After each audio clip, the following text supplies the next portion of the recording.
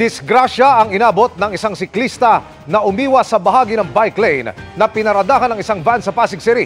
Tumumba kasi siya nang bumukas ang pintuan ng van at tiyempong dumaraan naman ang isang SUV. Ang kanyang sinapit.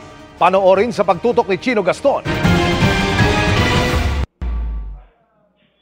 Mabagal ang daloy ng traffic sa Shaw Boulevard alas 3 ng hapon kahapon nang magpark ang puting delivery van na ito sa bike lane sa Barangay Kapitolyo sa Pasig City.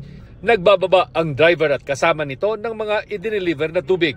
Maya-maya pa, isang nakapulang siklistang nasa bike lane ang umovertake sa isang siklista at tila umiwas sa nakaparadang van. Pero biglang bumukas ang pintuan kaya tinamaan pa rin ang nakabisikleta.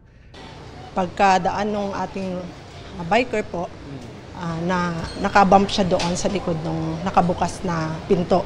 Yeah, opo. Tapos that's the time po na tumalsik po siya sa lane na kung saan po madaan din po yung Montero Sport po. Nasagasaan at dead on the spot ang 36 anyos na nagbibisikleta na pauwi na sana sa Cainta, Rizal mula sa kanyang trabaho. Arestado naman ang 40 anyos na driver ng SUV at ang 59 anyos na driver ng delivery van. Nahaharap sila sa reklamong reckless imprudence resulting to homicide. Ayon sa pamilya ng biktima, 2 araw ibuburol sa kanilang bahay sa Cainta ang kanyang mga labi bago dalhin pabalik ng Iloilo sa Visayas. Paalala ng kapulisan sa mga nagmamaneho ng sasakyan o di kaya nagmumotor. Huwag dadaan o paparada sa mga bike lanes dahil ito'y para sa kaligtasan ng mga nagbibisikleta at hindi para gamitin ng mga motorista.